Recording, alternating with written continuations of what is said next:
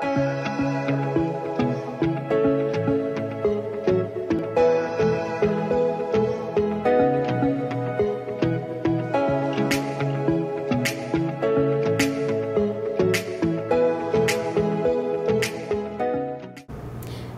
sevgili öğrenciler, ben matematik öğretmeni Peri. Şimdi de sizinle 1. bölümün 1. dersini işleyeceğiz. Konumuzun adı basamak değeri. Basamak değeri. Basamak değerini çözmek için, bulmak için ilk önce biz basamakları, rakamları, haneleri bilmemiz gerekiyor. Şimdi ben size burada bir tablo çizdim. Bunun adı basamak tablosu. Basamak tablosu. Bunun adı basamak tablosu. Basamak tablomuz nelerden oluşuyor? Birler, onlar, yüzler, binler, 10 binler. Şimdi ben sizlere bu basamaklar kaç haneden oluşuyor onu anlatacağım. İlk önce birler. Birler sadece bir haneden oluşuyor. Yani bir sayı, içinde sadece bir sayı var. Birler sadece bir haneden oluşuyor. Yani mesela ben burada bir örnek verirsem sadece bir rakam yazacağım. Çünkü bir haneden oluşuyor. Mesela 4. Birler hanesinde sayımız 4. Onlar hanesi 2 haneden oluşuyor. Onlar basamağı 2 haneden oluşuyor. Yani size bir örnek versek, mesela 3. Şimdi burada sizin için açıklayacağım ama sadece şimdi örnekleri yazacağız. Yüzler hanesi 3 haneden oluşuyor. 3 sayı. Yüzler basamağı 3 haneden oluşuyor. Burada da bir sayı örnek versek, mesela 2. 2 diyelim.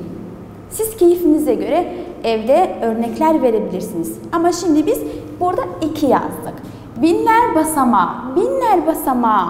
Eğer bu bir hane ise, bu 2 hane ise, bu 3 hane ise bu kaç haneli olur? 4. Ama bir örnek verirsek, mesela 1 olsun. Siz evde keyfinize göre yazabilirsiniz, unutmayın. Şimdi binlerden sonra 10 binler geliyor. 10 binler basamağı. Şimdi tekrardan baştan başlayalım. Birler bir basamak, yani bir haneden oluşuyor. Onlar 2 hane. Yüzler 3 hane. Binler 4 hane ise peki 10 binler kaç hane olur? 10 binler 1, 2, 3'lü, 4'lü ve 5 haneden oluştuğu için bir örnek verelim. 3 olsun. Fark etmez. Bir sayı verin. Şimdi geleceğiz buraya. Diyor ki eğer birler hanesindeyse sayınız kaç olur? 1 çarpı 4 olur. Çünkü sadece bir haneden oluşuyor. Bir haneden oluştuğu için 4'ü 1'e çarpacağız. Ve 4 olur. Onlar hanesine geliyorum. Onlar hanesine dedik ki 2 haneden olsun. Yani 2 sayılı olması gerekiyor. Onlar basamağı 2 haneli olduğu için 10 çarpı 3 olur. 10 çarpı 3. Eğer 10 çarpı 3 yaparsam kaç olur? 30. Şimdi yüzlere geçiyorum. Yüzler. Eğer burada 3'ü 10'a çarptıysam ondan sonra ne geliyor? 100. 100 çarpı burada kaç var? 2. Yani 100 çarpı 2 yapacağım. 100 çarpı 2 ne oluyor? 200. Bunu çözdüm. Bunu çözdüm. Şimdi binler hanesi. Binler basamağına geçiyorum. Binler basamağında sayım kaç? Sayım 1. Çarpı. Dedik ki biz binler basamağında kaç haneden oluşuyor? 1, 2 ve 3 çarpı 1. Bunları ayırt edebilmek için sadece bir küçük çizgi yapıyoruz ki karışmasınlar. 1 çarpı 1000. Binler hanesi olduğu için diyorum 1000. Yüzler hanesi olduğu için diyorum 100. Onlar hanesi olduğu için diyorum 10. Unutmayın, tamam mı? 1 çarpı 1000 yaparsam ne olur? 1000 yapar. Şimdi buraya geçiyorum. 10 binler. Aynı. Burada nasıl yaptıysam aynısını burada tekrarlıyorum. 3'ü yazıyorum. Çarpı. Ben burada ne diyorum? 10 binler. Yani burada ne yazıyorum? 10 bin. 10 bin. Yani 3 çarpı 10 bin yapacağım. 3 çarpı 10 bin 30 bin yapar. Şimdi birler hanesi, birler basamağı, onlar basamağı, yüzler basamağı, binler ve 10 binler basamağı. Burası basamak tablosu. İleriki derslerde bu basamaklar biraz daha fazlalaşacak. Şimdi sadece bu kadarını okuyoruz. Birleri bilmemiz gerekiyor. Onlar, yüzler, binler ve 10 binleri bilmemiz gerekiyor. Birlerde sadece bir sayı olacak. Sadece bir hane. Onlar basamağında 2 haneli. Yüzler basamağında 3 haneli. Binler 4 haneli. 10 binler 5 haneli. Gelin bakalım burada. Dediğimiz çıkmış mı? Birler kaç haneden oluşuyor? Sadece bir sayı olduğu için bir hane. Onlar kaç sayıdan oluşuyor? 2 sayıdan. Yani doğru çıkmış. Şimdi yüzleri geçiyoruz. Yüzler bakalım kaç sayı? 1 sayı, 2 sayı ve 3 sayı. Yani ne olmuş? Bu da doğru çıkmış. Binler hanesine geliyorum. Binler dedik ki biz kaç hane olması gerekiyor dedik? 4. Bakalım burada çıkmış mı? 1 hane, 2 hane, 3 hane ve 4 hane. Yani doğru çıkmış. 10 binlere geçiyoruz. 1, 2, 3, 4 ve 5. Bu da doğru çıkmış. Yani bundan anlamamız gereken şey bu. Unutmayın. Birler basamağı sadece bir sayı. Başka tutmuyor. Sadece bir sayı. Sayı fark etmez. Rakam fark etmez. 2 olabilir, 3 olabilir, 4, 5, 6, 7, 8, 9'a kadar keyfinize göre ya da örnekten size verdiği göre olur. Onlar basamağı 2 haneden oluşmak üzere. Burada 30 olabilir, 32, 45, 50, 56 fark etmez. Ya da sana verdiği örneğe göre. Tamam mı? Ama sadece 2 haneden oluşması gerekiyor. Yüzlerse 3, binlerse 4, 10 binlerse 5 haneden oluşmak üzere. Şimdi kitaptaki örneklere geçsek basamak değeri nasıl bulunur? Herkes benim gibi kitabın önüne alsın ve sayfa 5. Sayfa 5'i açsın lütfen. Sayfa 5 diyor ki sana bir sürü örnek vermiş. Hepsini çözmek zorunda değiliz. Biz yöntemi bilelim. Yöntemden anlayalım. Örneklere bakalım, çözelim, yeterli. Hepsini çözmek zorunda değiliz. Mesela biz sadece birkaç örnek çözeceğiz şimdi birlikte kitaptan. Örnek. Aşağıdaki sayılarda 4 rakamın basamak değerini yazınız. Size bazı sayılar vermiş. Diyor ki bu sayıdaki 4'ü, yani sayıdaki 4'e bakacaksın. Sayıdaki 4'ün basamak değeri neyse ona göre karar vereceksin. Mesela ikinci örneğe geçiyoruz. Örnek 2, sayfa 5, unutmayın, tamam mı? Aşağıdaki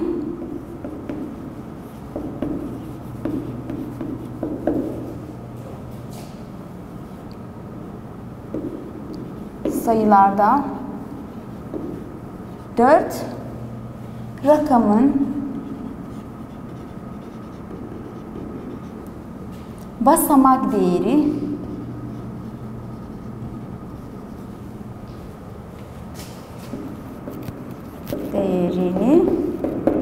yazınız.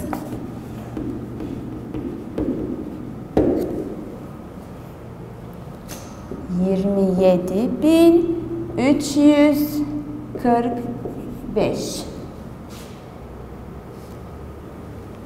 Şimdi benimle birlikte herkes sayıya baksın. Sayıyı siyahla yazalım ki görünsün hepinize. 27.345. Benden ne istiyor? Aşağıdaki sayılarda 4. Yani geleceğiz burada 4'ün altını çizeceğiz. Sayımız belirginleşsin. 27.345. Ben 4'ü buraya yazıyorum. İlk önce bakacağım. 4 hangi basamakta? Buradan başlayacağız. Buradan değil. Buradan başlayacağız, tamam mı? Birler, onlar. Buldum. 4'ün sayısı basamak değerine onlar. Dedik ki onlarsa kaç haneden oluşuyor? 2. 4'ü yazıyorum. 4'ten önce gelen bütün sayılar neyse, şimdi burada sadece bir sayımız var. Bütün sayılar neyse onu sıfıra çevireceğim. Yani şimdi 4'ün basamak değeri kaç oluyor? 40. Onu işaretliyoruz ve bulduk diyoruz. Sonuç. 4'ün değeri burada neydi? 40. Başka bir örneğe geçelim. Örnek 4. Yani 4. örnek. Aynı şekilde rakam 4'ün basamak değerini istiyor. Sayıyı yazıyoruz. 83.412. İlk önce birinci örnekte yaptığım şeyin aynısını yapıyorum. İlk önce ne yapıyorum? 4'ü işaretliyorum. Altına çizgi çekebilirsiniz. Yuvarlak içine koyabilirsiniz. Böyle işaret yapabilirsiniz. Yani keyfinize göre davranabilirsiniz. Yani biz ne istiyoruz? 4'ü istiyoruz. Ama ben şimdi sizin için sadece altısını çiziyorum. Altı çizerek size gösteriyorum. Ben 4'e şimdi odaklanıyorum. Niye? Diyor ki 4 rakamın basamak değeri. Burada ne yaptım? Buradan başlayacağım. Tekrardan buradan başlayacağım ve diyeceğim ki birler, onlar, yüzler. Yani ben bunu yaptım, buldum. 4 rakamın basamak değeri neydi? 100. Yani yüzler. 4'ü kendisi gibi yazıyorum tekrar. Bir önceki örnekte dediğim gibi 4 rakamın önceden neler geliyorsa, ne sayı geliyorsa hepsini sıfıra çevireceğim. Burada 1 var, ne oluyor? 0 oluyor. Burada 2 var, ne oluyor? 0 oluyor. Şimdi ben 4 rakamın basamak değerini buldum mu? Evet, buldum. 400. 4'ün buradaki basamak değeri 400. Bu da size sonuç.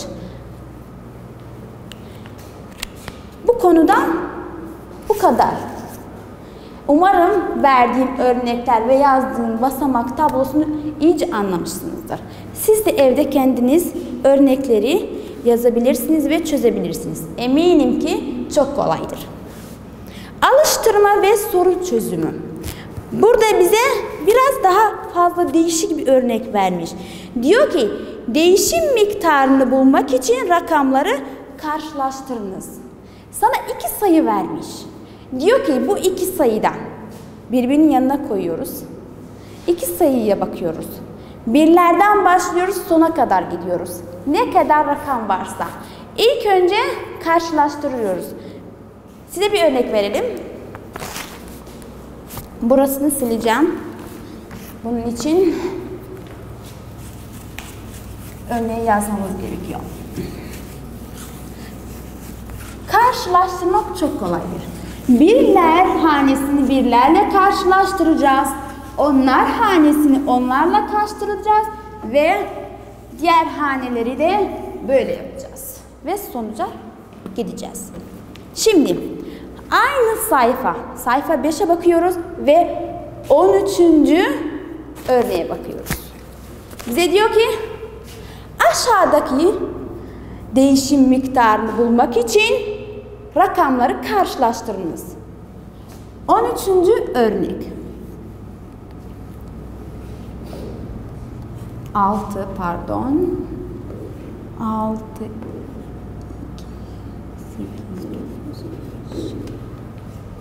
ten bir başka sayı 32.895.